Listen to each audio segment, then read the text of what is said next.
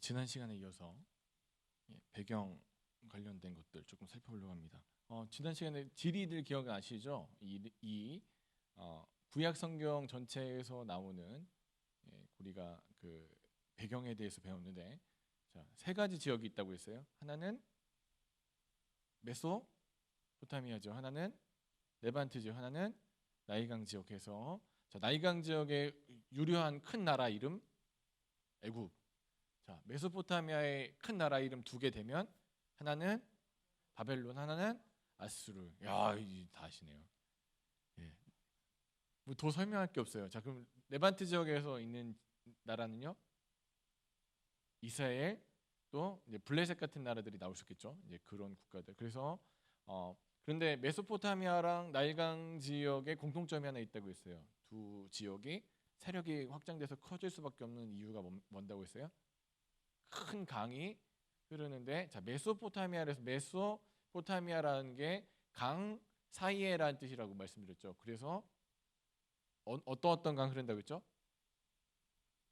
예, 티그리스 강이랑 유프라테스 강이 흐른다. 그래서 그 사이에 있는 중간, 자, 메소가 가운데, 타미아가 그 강이라는 뜻에서 강 사이에, 그래서 아수르 지역과 바벨론 지역이 바벨론이 등장하게 되는 거대 국가가, 그러니까 먹고 살만하니까, 그죠?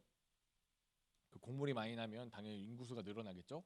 그러면서 이제 큰 세력을 확장해서 이 세력들이 이쪽 해양 쪽으로 진출하려고 할 때마다 이제 이 레반트 지역에 있는 이스라엘의 고통을 당하는 이야기. 그러면 이제 거꾸로 이제 애굽은 요 밑에 있죠. 그런데 나중에 이제 그 신약 성경의 배경은 어떻게 되냐면, 이쪽이 주인공이 아니라 무대가 이 지중해 쪽으로, 여기 지금 이 파란 게 지중해예요. 이 지중해 쪽으로 옮겨져 가지고 그리스 그 옆으로 또 로마까지 해서 그 지역 사람들이 레반트 지역으로, 이집트를 점령하기 위해서 레반트 지역으로 들어오는 이야기까지가 신약 성경의 전체적 내용이다. 그러면은 머릿속에 대충 그림이 좀 그려지실 것 같아요. 그래서 그 서양 역사는 두 가지로, 이쪽에 있는 이제 헬라 문화권, 그러니까 이 그리스 사람들이 만들어낸 그 그리스 철학이나 문화권이 있으면, 여기 종교적인 도시가 있는 히브리 문화권, 두 개가 어우러져서 서양 문화 전체를 만들어냈다고 생각하시면 됩니다. 레반트 지역이 중요한데, 레반트 지역에서 이스라엘이라는 나라가 세워졌다. 그리고 한국은 나일강 애굽 땅에 이 지역이 이렇게 있다는 걸 이제 기억하시면 되겠어요. 이건 지중해입니다. 다시 말씀드리면 지중해 이 위쪽으로 이제 그리스, 그쪽 옆으로 가면 이제 로마가 있죠. 이탈리아 반도가 있고, 그 아래로 내려가면 이제 이쪽 이제 그 이집트를 향해서 밑으로 내려가는 순간 이제 저게 아프리카가 펼쳐지죠. 그래서 이 지역 자체가 문화의 중심적인 어떤 역할을 하고 있다는 좀 생각하시면 됩니다. 아브라함의 이동 경로, 우리 이제 지난주에 살펴봤는데, 그런데 어떤 분이 이제 이 아브라함의 이동 경로를 갖다가 이제 얘기하실 때 그러니까 이해하시고 머릿속에 남기 편하게 하신 얘기가 있었는데, 저도 감동이 돼가지고 말씀드리는데, 다이렉트로 갈 수 없을 뿐더러 이제 사막이라 이렇게 조금씩 전진해 갔거든요. 지금 선이 이렇게 유려하게 돼 있는데, 사실은 뭐 조금 갖고 조금씩 쉬어가지고 여기까지 도착했겠죠. 그게 이제 아브라함 인생 여정과 좀 닮아 있다고 얘기를 하더라고요. 그러니까 어떤 얘기냐면, 하나님의 언약을 받고 나서 다이렉트 쭉 간 게 아니라 조금씩 가는데, 결국에는 어디로 가요? 가나안 땅으로 들어가는 이야기가 그 아브라함 전체적인 내용이라는 걸 좀 우리가 상기할 필요가 있습니다. 그래서 그 도착한 언약의 땅이 되게 좋은 땅이었으면 말 안 하는데, 그 땅이 이제 우르 지역에 떴더니 네게부 지역이었다. 네게부 지역은 오늘날도 이렇다. 그래서 요즘은 이제 그 위성, 제가 사진을 봤는데 이제 그 수로 공사를 다 해놔가지고 이 지역을 거의 다 이제 농경지로 사용을 하더라고요. 근데 아무튼 그 자연적으로는 물이 굉장히 나오기 어려운 지역. 그래서 약속의 땅이라고 받았는데 이 지역이었다. 그래서 당연히 그 약속을 믿고 좀 버텨야 되는데 이 애굽으로 내려갈 수밖에 없었던 상황을 우리 좀 이해를 해야 된다라는 걸 좀 생각해 보시면 되겠어요. 오늘 이제 나갈 거는요, 톨레도트를 나갈 건데, 여러분 들어보신 적 있습니까? 톨레도트? 목사님이 항상 이렇게 저희한테 그 창세기는 10개의 톨레도트로 돼 있다라고 말씀하신 적이 있었는데 톨레도트가 뭐냐면 단어 뜻은 그러니까 창세기 10번 등장하는데 족보라는 뜻이 대부분 족보, 역사, 자손, 대략, 계보, 후예, 약전, 사정 등으로 번역되어 있는데 그냥 이렇게 족보라고 생각하면 돼요. 이렇게 펼쳐놓은 족보라고 생각하시면 되고 그 톨레도트 그러니까 창세기에 10개의 톨레도트가 나오는데 어떻게 되나 한번 살펴보겠습니다. 자, 10개의 톨레도트 내용은 다음과 같습니다. 좀 보이시나요? 자, 어떻게 번역되어 있는지 한번 볼게요. 이제 이게 좀 옛날 성경이긴 한데 제가 자료를 찾다 보니까 그래도 있습니다. 1번부터 10번까지 한번 여기 밑에 한번 성경 구절을 읽어볼게요. 하늘과 땅의 계보는 자, 창세기 2장 4절에 어떻게 되어 있어요? 천지에 창조된 대략이 이러하니라 되어 있습니다. 그 대략이라고 예, 표현되어 있는 게 톨레노트라는 단어입니다. 또 그 아담의 가족 족보, 그 아담의 족보에 대해서 얘기할 때도 창세기 5장 1절에 같이 읽어볼까요? 시작. 아담 자손의 계보가 이러하니라. 그다음에 세 번째 노아의 그 족보, 예, 창세기 6장 9절입니다. 뭐로 되어 있죠? 노아의 사적은 이러하니라. 자, 네 번째 노아 자손들의 족보는 이렇습니다. 창세기 10장 1절에 함과 야벳의 후에는 이러하니라. 예. 후에라고 되어 있는 거 사적, 계보, 대략으로 번역되어 있죠. 또 이제 셈의 족보는 셈의 후에는 이러하니라 되어 있습니다. 데라 이제 아브라함의 오늘 이제 본문 말씀 읽으신 거요. 어떻게 됐죠? 데라의 후에는 이러하니라. 예. 데라의 족보에 대해서 나오고요. 또 이제 이스마엘 족보는 아브라함에게 낳은 아들 이스마엘의 후에는 이러하니라. 이삭의 족보가 또 나옵니다. 25장 19절 아브라함의 아들 이삭의 후에는 이러하니라 되어 있습니다. 에서의 족보가 나옵니다. 창세기 36장 1절이요. 에서 곧 에돔의 대략은 이러하니라. 마지막으로 야곱의 족보가 나오는데 야곱의 약전이 이러하니라 되어 있습니다. 그래서 창세기는 처음부터 끝까지 10개의 족보로 나눠지는데 이제 재미있는 거 이제 우리가 이제 살펴볼 건데요. 자, 1장 1절부터 이제 50장 26절까지 그러니까 다 포함되어 있는 게 족보가 우리 눈에 편하게 다 10개의 족보가 이렇게 나눠져 있고요. 이 10개 족보를 살펴봤을 때 재미있는 건 자, 우리가 보통 여러분 1장부터 11장까지 뭐라고 부른다고 했어요? 창세기 원역사라고 부른다고 말씀드렸죠. 기록이 몇 년 기록이냐면 자, 창세기 1장부터 이제 그 11장까지를 한번 대략 나눠 보니까 2023년간의 기록이에요. 2000년 기록이 1장부터 11장까지예요. 그러면은 그 뒷장인 12장부터 50장까지의 기록은 몇 년인가 살펴봤더니 280년의 기록입니다. 몇 배가 차이가 나는 건가요?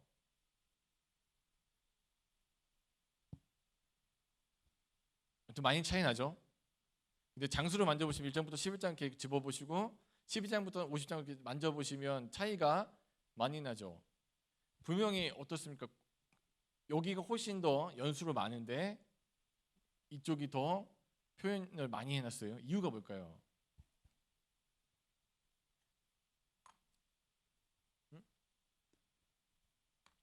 왜 그럴까요? 그렇죠. 중요하니까. 정답입니다. 중요하니까. 중요하고 그러니까 12장부터 50장 내용이 훨씬 더 중요하기 때문에 이걸 갖다 더 많이 할애했겠죠. 족보. 그래서 이 1장부터 11장까지의 소위 원역사라고 불리는 그 역사에 비해서 그 족장사라고 불리는 12장부터 50장까지의 내용이 원역사의 5배 많습니다. 톨레도트가 이쪽이 훨씬 많아요. 그리고 재미있는 게 이제 오늘 이제 그 본문을 읽은 이유가 있어요. 자, 앞에 1장부터 11장까지의 내용 담겨져 있는 그 5개의 족보가 어디랑 연결되냐면 데라의 족보가 아브라함이 등장하는 그 족보랑 연결돼서 어디로 갑니까? 이렇게 넘어가고 있다. 그래서 어떤 족보가 가장 중요하다? 데라의 족보, 그러니까 아브라함의 족보가 중요하다. 이유가 뭐예요? 아까도 얘기했지만 하나님의 관심이 누구한테 있는 거예요? 아브라함한테. 자, 그럼 아까도 좀 전에 살펴봤던 내용 어디가 더 양이 많다고요? 자, A랑 B 중에 어디가 더 많아요? B가 더 많죠. 이유가 뭐냐고요? 중요하다가 또 하나님의 관심이 어디에 가 있다? 비에 가 있다. 그걸 생각하시면 돼요. 족보를 통해서도 하나님이 어느 족보, 어느 그 이야기에 더 관심을 갖고 계시는 걸 우리 알 수 있고요.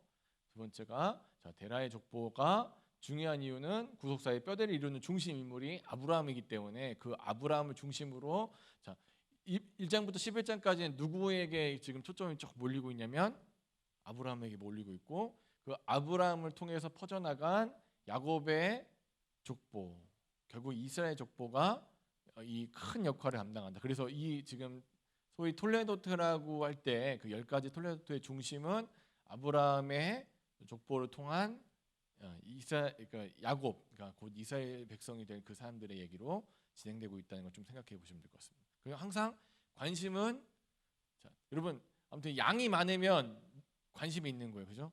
할애를 많이 하면 관심이 있는 거. 근데 지금 여기는 2000년 가까이 한 역사인데 1장부터 요거는 후뚜루마뚜루 넘어가지고 1장부터 11장까지를 쭉 넘어가요. 근데 여기는 굉장히 그 아브라함의 삶의 몇 년 단위로 다니고 있죠. 10년 단위, 또 5년 단위로 이렇게 아브라함의 상태를 다루고 있어요.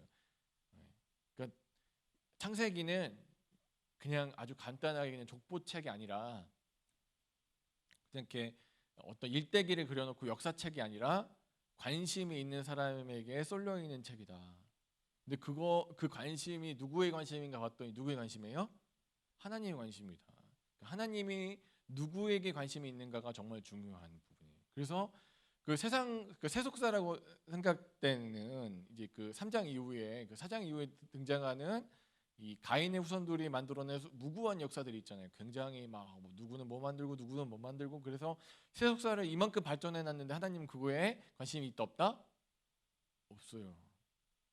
여기서 살펴볼 건 뭐냐면, 여러분 어떤 사람은, 그러니까 우리는 세속사에 관심이 있잖아요, 그죠? 관심이 없으세요? 그러니까 누가 돈 많이 벌었고, 그러니까 누가 공부를 많이 했고에 대해서 우리는 관심이 없나요? 우리는 관심 있잖아요. 쟤는 돈이 많은 친구, 또 뭐 공부를 많이 한 친구, 좀 잘 사는 친구랑 같이 있고 싶어 하는 마음, 그다음에 그런 친구에 관심이 있는 거, 얼마 벌었대, 어떻게 산대가 관심이 있으면 하나님은 그거에 별로 관심이 없어요. 그러니까 하나님은 그 사람의 상태, 그 사람이 어떠한가, 그 사람이 얼마나 대단한가에 대해서 별로 관심이 없어요. 이유가 뭘까요, 근데?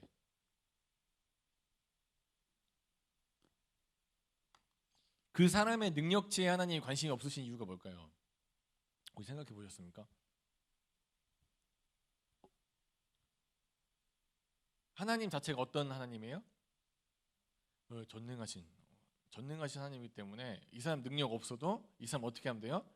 능력 줘서 쓰면 되잖아요. 그러니까 그 사람이 얼마나 많이 일어났는지, 얼마나 대단한지는 하나님 별로 그게 관심사가 아니에요. 이런 마찬가지로 그 창세기에서 흐르는 하나님의 동일한 관심이 이 시간도 우리와 함께 하시고 우리에게 흐르고 있습니다. 그래서 여러분이 어떤 사람인지, 얼마나 대단한 능력을 가졌는지, 옛날에 어떤 일을 했던지 하나님 그거 별 관심 없어요. 왜냐하면 지금부터 능력 줘서 다시 쓰면 되거든요. 지금 어떤 모습인지, 막 나는 망해갖고는 돈도 한 푼도 없고 어쩌고 저쩌고, 나는 뭐 머리가 나빠져서 어쩌고 저쩌고, 그거 하나님 별 관심 없어요. 하나님 능력 줘서 쓰면 되니까. 하나님 관심이 뭐냐면 그 사람이 하나님과 어떤 관계를 맺고 어떻게 살아가느냐에 문제가 있다는 거예요. 하나님의 선택은 하나님 방법대로 하는 거예요. 그래서 자, 아브라함을 선택하셔서 그 나머지 이야기가 펼쳐지는 걸로 보게 돼요. 자, 그리고 또 이제 주목할 게 뭐냐면 짧은 족보 목록이 있고 긴 이야기 단락이 있는 족보가 있는데, 자, 어떤 차이가 있을까요? 자, 아니 그러면 이렇게 해보죠. 어떤 게 더 중요해 보이세요? A랑 B 중에 아무래도 B가 관심이 있으시죠. 네. 족보도 이런 차이가 있습니다. 그래서 족보를 보실 때 여러분, 그러니까 괜찮습니다. 제가 이 자료는 나중에 다 올려드릴게요. 걱정하지 마세요. 네, 제가 사진 안 찍으셔도 괜찮습니다. 제가 다 드릴게요. 저 열심히 힘들게 만들었는데 다 공짜로 나눠드립니다. 걱정하지 마세요. 네. 그리고 두 가지 차이가 있는데, 아까도 말씀드렸지만 관심 있는 사람에게는 더 많은 얘기를 할애하고 있다. 그래서 짧은 족보 목록에 있는 사람들 보니까 뭐 아담 가족의 족보 해가지고 그 아담의 아들들 얘기, 그다음에 노아의 자손들 셈함 야벳 얘기 나오고 셈의 족보 나오고 이스마엘의 족보, 에서의 족보가 나오는데 이 족보가 나온 다음에 이 사람들 얘기는 더 이상 나오지 않는다. 성경에서 배제가 된다. 안 나와요. 그 다음에 긴 이야기에 주목하면 하늘과 땅의 족보 중요하고 노아의 족보 중요하죠. 데락, 아브라함의 족보 중요하고 이삭의 족보 중요하고 야곱의 족보가 중요하죠. 그렇기 때문에 벌써부터 그러니까 하나님은 되게 그러니까 성경만 봤을 땐 되게 치사하게 이 표현이 좀 그런데 하나님은 자기가 사랑하는 사람한테는 이야기를 많이 하시고 별로 안 사랑하는 사람한테는 얘기를 조금 하세요. 기도를 짧게 하시는 분들 생각을 해보신다는 얘기를 그냥 웃으면서 넘어갈게요. 긴 이야기를 나누시는 하나님, 많은 이야기를 하려 하시고 중요하기 때문에 그 족보가 더욱더 이렇게 더 이 내용이 많다. 자, 그리고 직계랑 반계가 있는데 그러니까 직계라는 표현은 뭐냐면요. 자, 아빠, 할아버지, 아빠, 아들 이런 식으로 나가는 게 직계고 반계는 형제들 쭉 늘어가는 게 이제 반계예요.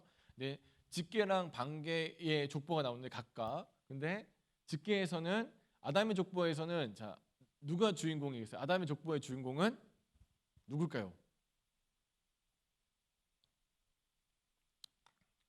아담. 제가 이제 이렇게 셈의 족보, 아담의 족보, 셈의 족보가 중요한데 자, 주인공을 제가 밑에 써놨어요. 잘 살펴보시고 다시 하세요. 자, 저는 항상 답을 드리고 시작해요. 자, 아담의 족보에서 중요한 사람 노아. 자, 10대 손 아담의 10대 손 노아를 중요하게 바라보고 있어요. 직계로 아들 이렇게 늘어가는 거. 자, 셈의 족보에서 누가 중요해요? 아브라함. 그래서 아브라함으로 또 쭉쭉쭉 내려가는 거. 그런데 반계, 그러니까 형제들을 이렇게 널어놓은 족보들 보면은 자 누가 누굴 낳았는데 뭐 형제가 이렇게 저쩌고 이게 나오는 그 족보는 대부분 배제가 된다. 그래서 그 셈함 야벳의 족보에서 배제된 사람들이 나오죠. 가나안 같은 사람들이 배제가 되죠. 족보에서. 그다음에 이스마엘의 족보도 역시 배제가 되고 에서의 족보도 사라지게 된다. 그래서 하나님이 관심 갖고 있는 사람이 따로 있다는 걸 좀 기억해 보시겠고요. 자, 그리고 이 창세기 문학관 안에서 정말 중요하게 생각하는 것 중에 하나가 뭐냐면 그러니까 장자라는 게 굉장히 중요해요. 첫째 아들이 정말 중요한 존재거든요. 근데 하나님 신기하게 첫째 아들이 별로 안 좋아하시는 것 같아요. 혹시 첫째 계세요? 나 첫째다. 안타깝습니다. 외아들이다. 괜찮아요. 그 첫째, 그러니까 그러면 이게 무슨 얘기일까? 그러니까 하나님은 인간의 눈으로 판단하지 않으신다는 거 첫 번째. 두 번째가 뭐냐면 하나님은 그러니까 누가 선택하는 거예요? 보통 세상의 족보는 당연히 큰 아들이 갑절의 축복이라고 해서 2배로 받아요. 2배. 재산의 2배로 받는데, 근데 하나님은 어떤 하나님이냐 봤더니 그래요. 누구를 선택하세요? 둘째로 선택하세요. 누구 마음이에요? 하나님 마음이에요. 선택은 하나님 마음입니다. 혹시 둘째 계세요? 둘째? 나 둘째다. 축하드립니다. 근데 그게 문제가 아니라 이거는 그러니까 첫째냐 둘째냐 문제가 아니라 선택을 누가 하신다고요? 하나님이 하신다. 하나님 몫이다. 그래서 우리가 그 톨레도트 그 족보를 살펴보면서 우리가 중요하게 보는 내용들이 뭐냐? 하나님이 선택하시는구나. 하나님이 역사를 어떻게 보시는지, 하나님은 어떤 눈으로 우리를 보고 계시는지가 정말 중요하다는 걸 우리에게 보여주고 있습니다. 그래서 톨레도트 내용이 이렇습니다. 그래서 우리가 톨레도트를 통해서 조금 이제 살펴볼 거 뭐냐면 이겁니다. 하나님의 관심은 어디에 있는가에 대한 문제예요. 하나님은 어떤 것에 관심을 갖고 계시는가. 그래서 처음 살펴봤을 때 그 2000년의 역사랑 280년의 역사 두 개가 이렇게 분리가 되는데 원역사라고 하는 1장부터 11장까지의 2000년, 2030몇 년의 역사랑 그 다음에 이 족장사라고 불려지는 12장부터 50장까지의 280년의 역사가 동등하게 다뤄지지 않고 몇 배가 많다고요? 5배. 5배가 많은데 그러면 하나님의 관심은 자, 이 지금 그 인류가 만들어 놓은 어떤 뭐 역사적인 그 얘기가 나오는 1장부터 11장까지 얘기가 아니라 어디에 관심이 있다고요? 하나님이 앞으로 구원해서 구속해서 점점 이스라엘 민족으로 세울 그 아브라함 한 사람에게 더 많은 관심이 있으시다는 거예요. 한 사람에게 더 하나님은 관심을 갖고 계시고 초점을 갖고 계신다. 그리고 사람들의 어떤 업적이나 대단한 뭐 이 만들어 놓은 거, 건축물 막 이런 게 아니라 하나님의 어디에 관심이 있다고요? 하나님의 사람에게 관심이 있는 거예요. 업적이 아니라. 너 얼마나 공부 잘해? 얼마나 돈 있어? 얼마나 능력이 있어는 하나님의 관심거리가 아니에요. 업적은 하나님의 관심거리가 아니에요. 두 번째, 세상에서 당연히 얻어지는 장자권이라는 것들이 있습니다. 그죠? 넌 장자니까. 그래서 장자권은 다른 말로 얘기하면 기득권이에요. 여러분이 어떠세요? 사회적으로 그러니까 당연히 얻어지는 그러니까 강자가 소유할 수 있는 장자권이란 기득권을 하나님은 어떻게 해요? 철저하게 배제해 버리신다. 누구에게 선택권이 있다고요? 하나님께 선택권이 있다. 또 마지막으로 역사의 흐름에 관심이 있으신 게 아니라 어디에 관심이 있는 거예요? 하나님의 사람들에게 관심이 있으시다는 거예요. 그래서 오늘 사랑 여러분, 우리가 하나님 앞에 기도하면서 하나님 앞에 참 이렇게 위로를 받는 것이 어떤 부분이냐면 이런 겁니다. 그러니까 우리는 아무것도 아니고 역사적 흐름에서 아무것도 아닌 존재인데 하나님은 나를 주목하여 보신다는 거예요. 아브라함이라는 그 뭐 그렇게 대단한 인물도 아닌 사람에게, 그러니까 뭐 그때 당시에 왕이 없었겠어요. 니므롯이라는 뭐 대단한 뭐 왕도 나왔다고 하는데 그런 사람들에게 집중하지 않으시고 세상의 대통령에 집중하시는 게 아니라 세상에 어떤 공부 굉장히 잘하는 사람들한테 집중하는 것이 아니라 세상에 돈 많은 갑부에게 집중하는 것이 아니라 하나님 앞에 믿음을 드리는 사람들에게 집중하시는 이야기가 창세기의 전체적 흐름이라는 거예요. 하나님의 관심은 하나님을 믿고 하나님을 따라가고 섬기는 그들에게 집중되어 있구나. 그러면 오늘 하나님의 관심은 나 말고 나보다 더 능력이 우리는 세상의 그 포커스는 어떻습니까? 시선은 돈 있으면 대우받고 좋은 차 끌고 다니면 대우받고 어디 사세요 물어봤을 때 좋은 아파트 살면 대우받는 게 세상의 관점이고 세상의 시각이라면 하나님의 시각은 거기에서 멀리 있다. 하나님은 오늘 아무것도 아니지만 하나님을 사랑하는 부족하지만 하나님 앞에 마음을 드리는 연약하지만 하나님 앞에 순종하며 나아가는 하나님의 사람들에게 끝없는 관심을 갖고 계신다는 거예요. 사랑 여러분, 그럼에도 불구하고 예수를 믿고 그 하나님의 마음을 품고 하나님의 관심을 따라가겠다고 하는 사람들이 어떻게 살아가냐 봤더니 우리조차도 시각이 오염돼 가지고 하나님의 초점으로 하나님 관점으로 바라보지 않고 어떻습니까? 세상의 관점으로 얼마나 성공해야 될지 얼마나 여러분을 스스로 평가하는 그 기준 자체도 뭘로 돼 있어요? 세속적인 기준이잖아요. 나 얼마나 많이 버나 얼마나 능력 있나 얼마나 많이 배웠나 얼마나 많이 똑똑한가 얼마나 많이 가지고 있는가. 근데 하나님 그게 아니라고요. 사랑 여러분, 그래서 저는 창세기를 읽으시면서 그러니까 이제 우리가 이제 장별로 다 다루는 것도 너무 중요하고 그런데 전체적으로 하나님의 관심에 대해서 같이 좀 공감하면 좋겠습니다. 하나님은요, 우리가 계속 배웠던 것처럼 창조하시고 동행하시는 하나님이신데 그 창조하신 것들 갖다 내버려 두거나 너 혼자 한번 잘해봐라가 아니라 그 창조물과 발맞추어 가시는 하나님이라는 우리가 배우고 있잖아요. 동행하시는 하나님. 그냥 내 옆에 그냥 가만히 있어줄 게 아니라 네가 이만큼 걸을 수 있다면 나도 그만큼 걸어줄게. 너랑 내가 발맞춰서. 근데 하나님의 관심은 주변에 있는 게 아니라 누구한테 있다고요? 하나님의 사람에게 있다.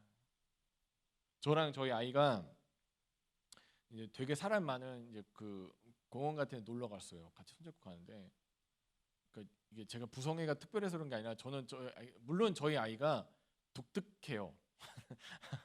잘 보여요. 저기서 제일 시끄럽고 제일 까부는 애 보면 이제 저희 아이예요. 소리가 이제 딱 으아! 우리 아들이 잘 있구나. 근데 그게 문제가 아니라 저는 그 수많은 사람들 중에 저희 아들만 보여요. 제 아이에게 주목합니다. 그래 어떻게 하고 있나 다치지 않을까. 그리고 그 아이에게 되게 제 모든 관심과 초점이 다 기울어져 있어요. 주변에 저희 아이보다 잘생긴 친구들 있죠. 눈도 크고 예쁘게 생긴 애들, 옷도 잘 입은 애들, 괜찮이 또 뭐 키도 큰 애들 많아요. 근데 저는 그 아이들한테 별로 관심이 없어요. 죄송한데 저희 아이에겐 제가 제 시각이 머뭅니다. 오늘 사는 여러분, 하나님의 시각도 하나님의 사람들에게 머물고 있습니다. 우리가 부족해도 상관없어요. 연약해도 상관없어요. 하나님의 초점이 어디에 머물고 있는가? 우리 톨레도를 통해서 하나님은 하나님의 사람들에게 관심이 있으시구나. 하나님의 사람들에게 그 초점을 머물고 계시는구나. 오늘 하나님의 사람인 우리에게 우리의 삶이 조금 부족하고 연약하고 문제가 많아도 하나님은 그들의 삶에 관여하시고 그들의 삶을 깊이 주관하고 계시는 하나님, 동행하시는 하나님, 그 하나님이 우리 하나님이신 것을 기억하시는 사랑하는 여러분 되시길 주를 간절히 축원합니다.